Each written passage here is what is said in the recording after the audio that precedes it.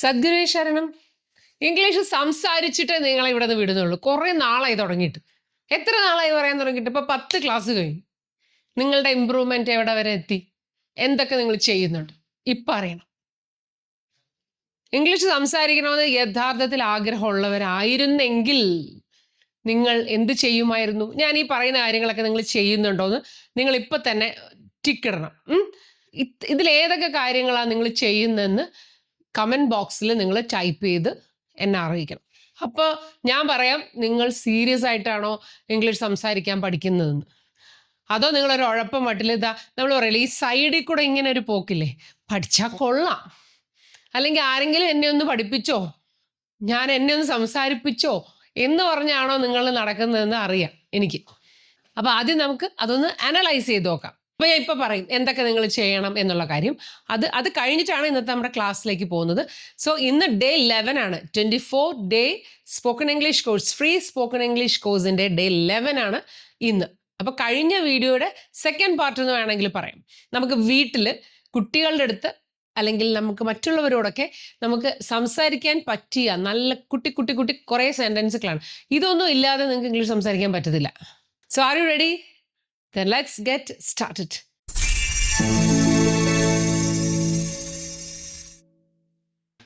So welcome to English Guru's brand new episode. I am Ashalada Srijit. അപ്പോൾ ഇനി ഞാൻ പറയുന്ന കാര്യങ്ങൾ നിങ്ങൾ ചെയ്യുന്നുണ്ടെങ്കിൽ ഇവിടെ ടിക്കിടണം. Okay, first thing, diary writing എന്ന് വെച്ചാൽ എന്താണ്?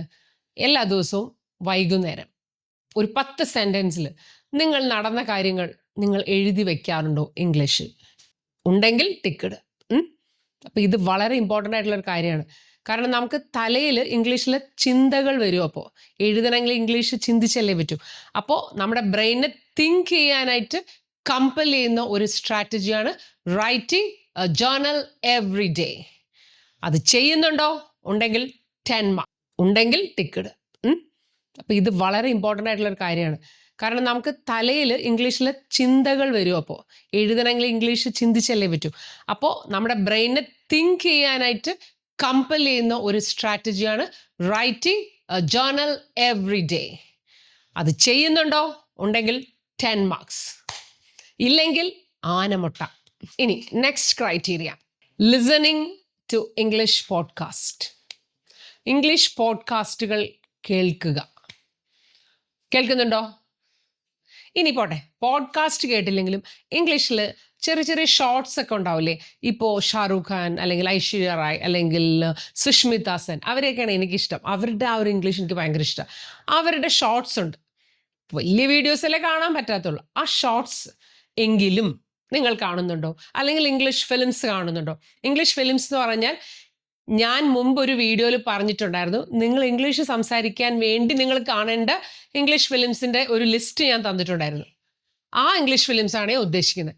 അതാണെങ്കിലും മതി. അപ്പോൾ അല്ലെങ്കിൽ ഇംഗ്ലീഷ് കാർട്ടൂൺസ്, അല്ലെങ്കിൽ ഇംഗ്ലീഷിൽ ആരെങ്കിലും തമ്മിൽ സംസാരിക്കുന്ന ഇൻ്റർവ്യൂ, ഇത് ഏതെങ്കിലും നിങ്ങൾ റെഗുലറായിട്ട് എല്ലാ ദിവസവും ഒരു 20 മിനിറ്റ് അല്ലെങ്കിൽ ഒരു 30 മിനിറ്റ് ഇത് കേൾക്കാൻ നിങ്ങൾ ടൈം സ്പെൻഡ് ചെയ്യാറുണ്ടോ?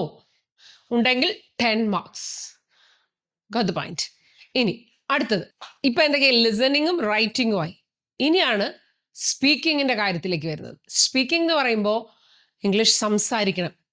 അതിന് ഞാൻ പല ടെക്നിക്സ് പല കാലങ്ങളിലായിട്ട് പല വീഡിയോസിൽ ഞാൻ പറഞ്ഞിട്ടുണ്ട്. ഒന്ന്, നമുക്ക് എന്ത് ചെയ്യാം? നമുക്ക് കാർട്ടൂൺസ് എടുത്ത് വെച്ചിട്ട് അതിനെ മ്യൂട്ട് ചെയ്ത് ആ ഡയലോഗ് അവർ എഴുതി കാണിക്കുമ്പോൾ ആ ഡയലോഗ് നമ്മളങ്ങ് പറയാം. അപ്പം നമുക്കിപ്പോൾ ആരും സംസാരിക്കാനില്ലെങ്കിലും നമുക്ക് സംസാരിക്കുന്ന ഒരു എഫക്റ്റ് കിട്ടിയാൽ മതിയല്ലോ. അല്ലെങ്കിൽ കണ്ണാടിയുടെ മുമ്പിൽ നോക്കി നിങ്ങൾക്ക് കുറച്ച് കാര്യങ്ങൾ പറയാം. അല്ലെങ്കിൽ ഞാൻ കുറേ പാസേജസ് തരാറുണ്ട് സംസാരിച്ച് പ്രാക്ടീസ് ചെയ്യാനുള്ള. കുറേ ക്വസ്റ്റ്യൻസ് ഒക്കെ ഇതിന് ഓൾറെഡി ഞാൻ പല വീഡിയോസിൽ തന്നിട്ടുണ്ട്.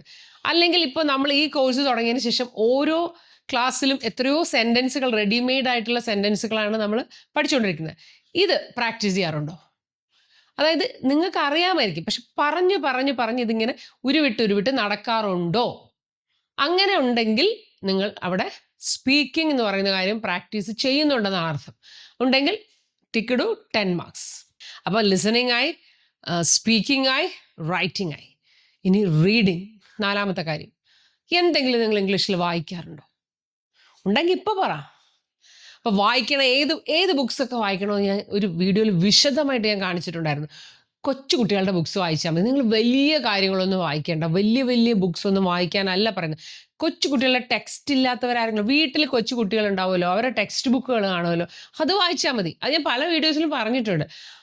അപ്പോൾ കുട്ടികളുടെ ടെക്സ്റ്റ് വായിക്കാം, സ്റ്റോറി ബുക്സ് വായിക്കാം, അങ്ങനെ എന്തെങ്കിലും ഒരു ലളിതമായിട്ടുള്ള ഇംഗ്ലീഷ്. അത് നമുക്ക് അപ്പോഴാണ് നമ്മൾ ഇംഗ്ലീഷ് പഠിക്കുക. കൊച്ചു കുട്ടികളെ പോലെ നമ്മൾ ഇംഗ്ലീഷ് പഠിക്കുക എന്നുള്ളതാണ്. അപ്പോൾ അതിന് ഞാൻ പല മെത്തേഡ്സ് പറഞ്ഞിട്ടുണ്ട്. എന്തെങ്കിലും വായിക്കണം ഇംഗ്ലീഷിൽ. അതിപ്പോൾ ഒരു പേജ് ആയാലും മതി. ആ വായിച്ചത് തന്നെ വീണ്ടും റിപ്പീറ്റ് ചെയ്ത് വായിക്കാം.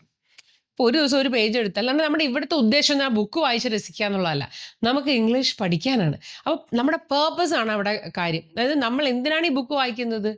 നമുക്ക് രസിക്കാനാണെങ്കിൽ നമ്മൾ ഇവിടെ സൈലന്റ് ആയിട്ടിരുന്ന് ഇങ്ങനെ വായിച്ച് നമുക്ക് ബുക്സ് ഒക്കെ പെട്ടെന്ന് വായിച്ചു വിടാം. ഇതല്ല, നമ്മുടെ ഇന്റൻഷൻ അനുസരിച്ച് വേണം നമ്മൾ ആ ടൈപ്പ് ഓഫ് റീഡിങ്.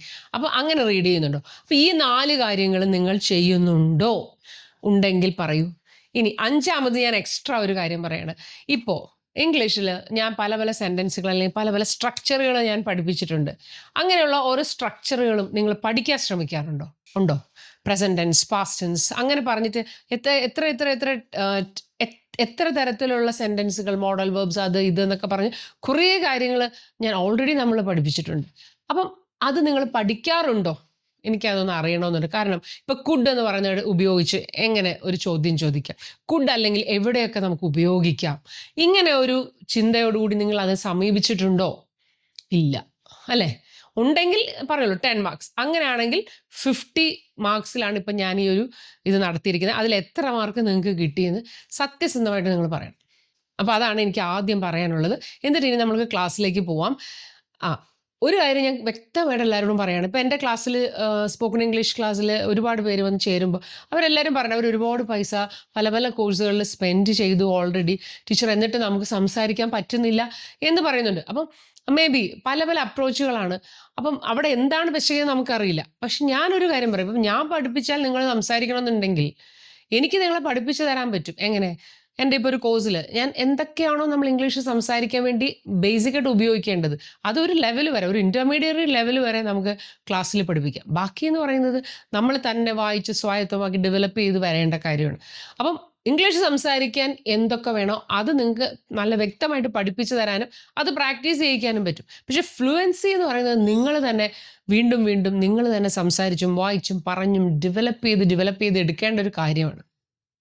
ഓക്കെ. അപ്പോൾ എനിക്ക് തന്നെ പഠിപ്പിക്കുമ്പോൾ ചില ആൾക്കാർ നന്നായിട്ട് അവർ പഠിക്കും.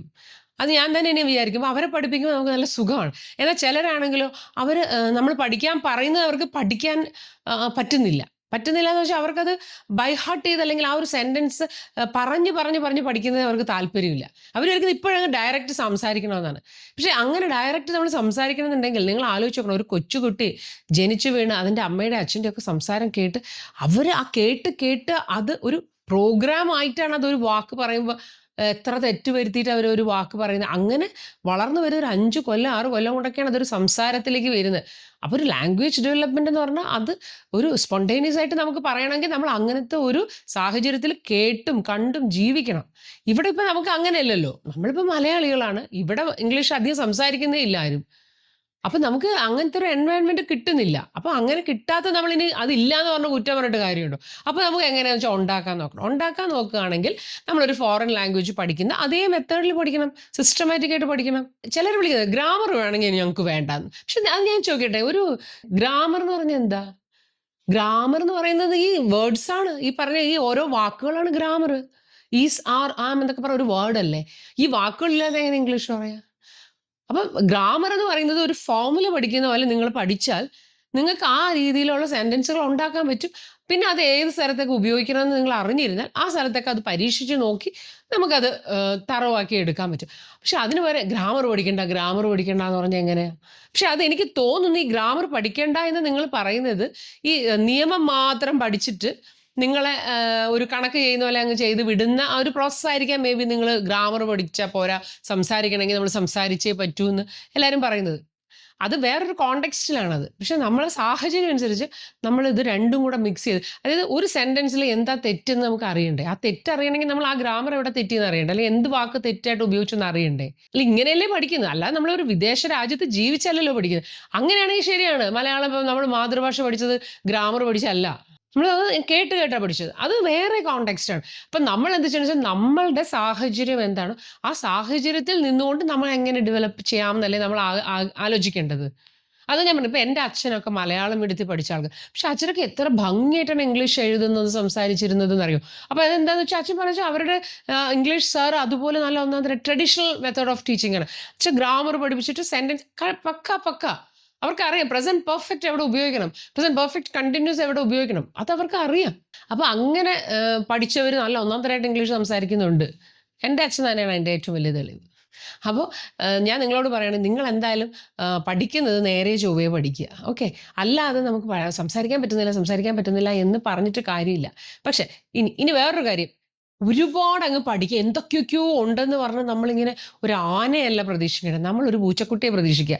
ഒരു കൊച്ചു കാര്യം, ഒരു 10 സെൻറ്റൻസ്, ആ 10 സെൻറ്റൻസ് ഒന്ന് പറഞ്ഞു തറവാക്കൂ. Do you play cricket? Yes I play cricket. Do you play cricket? Yes I play cricket. Does he play cricket?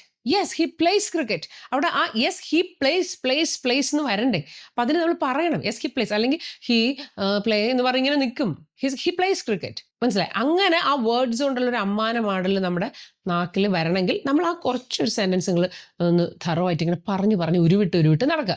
അപ്പോൾ അതാണ് എനിക്ക് ആദ്യം പറയാനുള്ളത്. അപ്പോൾ നമ്മൾ ഇന്നത്തെ ക്ലാസ്സിലേക്ക് കടക്കുവാണ്. അപ്പോൾ ഞാൻ ഇത്രയും സമയം എടുത്ത് വെച്ച് ഇത് ഇത്രയും പറയാതെ ഇനി പഠിപ്പിച്ചിട്ട് കാര്യമില്ലെന്ന് എനിക്ക് തോന്നിയതുകൊണ്ടാണ് ഞാൻ ഇത്രയും പറയുന്നത് കേട്ടോ. മനസ്സ് മുട്ടിയാണ് ഇത്രയും പറഞ്ഞത്. കഴിഞ്ഞ ദിവസം നമ്മൾ പഠിച്ചത് in the kitchen at the table, അടുക്കളയിലെ കാര്യങ്ങൾ.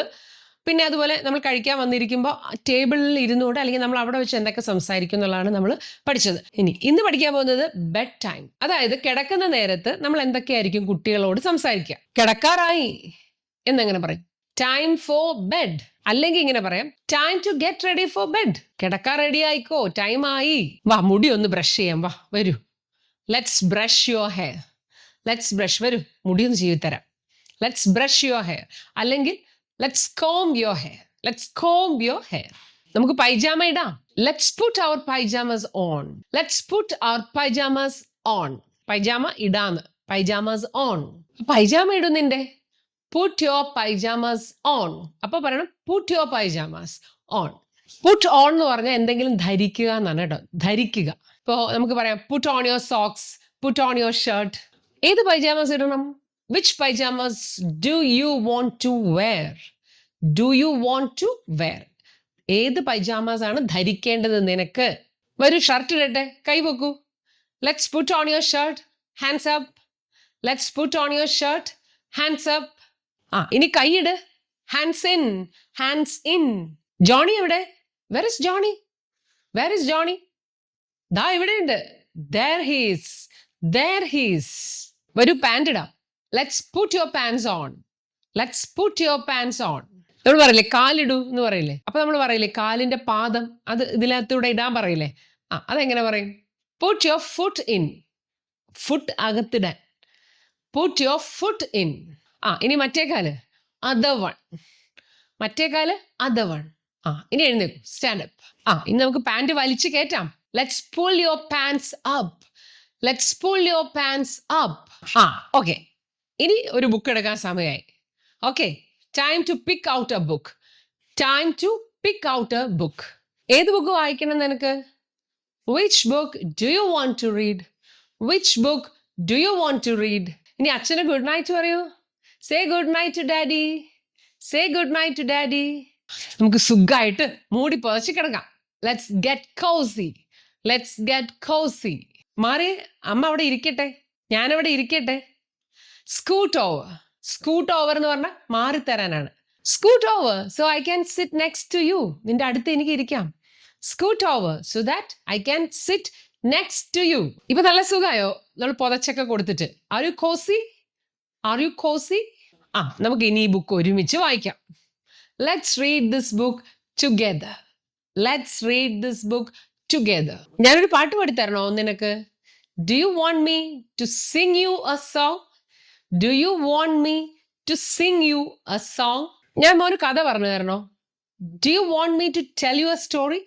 Do you want me to tell you a story? Okay, ഇനി ലൈറ്റ് ഓഫ് ചെയ്യാൻ നേരായി. Okay, it's time to turn off the light. Okay, it's time to turn off the light. നമുക്ക് നല്ല സുഖമായിട്ട് relax ചെയ്ത് നമ്മുടെ കണ്ണുകൾ അടച്ച് കിടക്കാം. Let's relax our bodies and close our eyes. Let's relax our bodies and close our eyes. അമ്മയ്ക്ക് ഇതിനെ ഭയങ്കര ഇഷ്ടമാണ്. എങ്ങനെ പറയും? I love you, I love you. Sweet dreams. ഇപ്പൊ നമ്മൾ ഉറങ്ങാൻ പോകുന്നവരടുത്ത് നമ്മൾ പറയില്ലേ സ്വീറ്റ് ഡ്രീംസ്, നല്ല സ്വപ്നമൊക്കെ കണ്ട് ഉറങ്ങാൻ. Sweet dreams. സ്ലീപ് ടൈറ്റ് എന്ന് വെച്ചാൽ സുഖമായിട്ട് ഉറങ്ങിക്കോളൂ.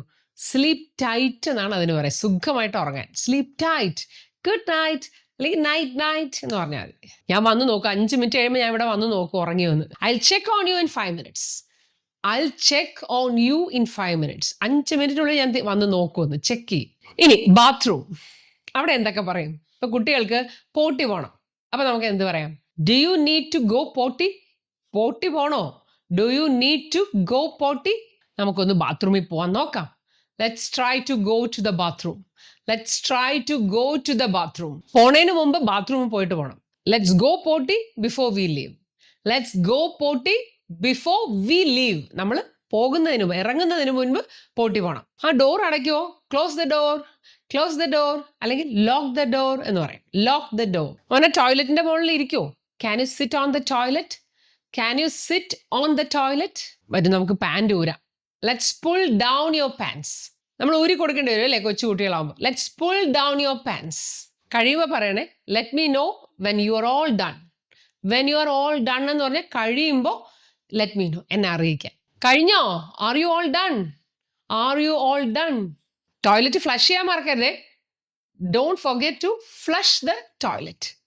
Let me flush it for you. ഞാൻ മോന് ഫ്ലഷ് ചെയ്ത് തരാം. Let me flush it for you. Okay, ഇനി കൈ കഴുകുന്ന സമയമായി കേട്ടോ. ഇനി കൈ കഴുകണം. Okay, time to wash your hands. Time to wash your hands. ആ സ്റ്റൂളിൽ കയറി നിന്നേ. Step up on the stool. Step up on the stool. അവിടെ കൈ എത്തുന്നുണ്ടോ സോപ്പൊക്കെ എടുക്കാൻ?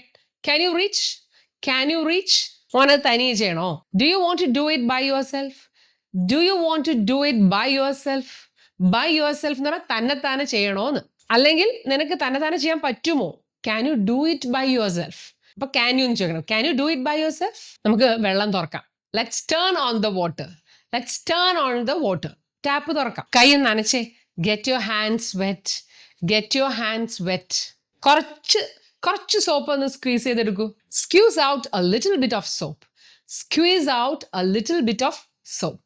കൈ നന്നായിട്ട് ഇങ്ങനെ തിരുമണം. Rub your hands together. Rub your hands together. Rub rub rub. വിരലിന്റെ ഇടയിലൊക്കെ റബ് ചെയ്യാൻ മറക്കരുത് കേട്ടോ. Don't forget to rub between your fingers. Don't forget to rub between your fingers. ഇനി എല്ലാ പതയും അങ്ങ് കഴുകി കളയൂ. Now rinse off all the bubbles. Now rinse off എന്ന് വെച്ചാൽ കഴുകി കളയാൻ. Rinse off all the soap. എല്ലാ സോപ്പും കഴുകി കളയും. Rinse off all the soap. ഇനി വെള്ളം കുടഞ്ഞു കളഞ്ഞേ. Shake off the water. Shake off the water. ഇനി നമുക്ക് കൈ തുടയ്ക്കാം. Let's dry off your hands. Let's dry off your hands. The towel. Here is a towel. Here is a towel. അപ്പൊ എല്ലാം കഴിഞ്ഞു. നല്ല കാര്യം. Okay, all done. Good job. All done. Okay, that's it. അപ്പൊ ഇതിൽ ഏത് സെന്റൻസ് ആണ് നിങ്ങൾക്ക് ഏറ്റവും ഇഷ്ടപ്പെട്ടതെന്ന് കമന്റ് ബോക്സിൽ ടൈപ്പ് ചെയ്യണം. ഓക്കെ, മറക്കരുതേ. എല്ലാവരും ലൈക്ക് ചെയ്യണം, ഷെയർ ചെയ്യണം. സബ്സ്ക്രൈബ് ചെയ്യാത്തവരുണ്ടെങ്കിൽ please do subscribe. So see you in the next video. Until then, you take care. Sadguru Esha.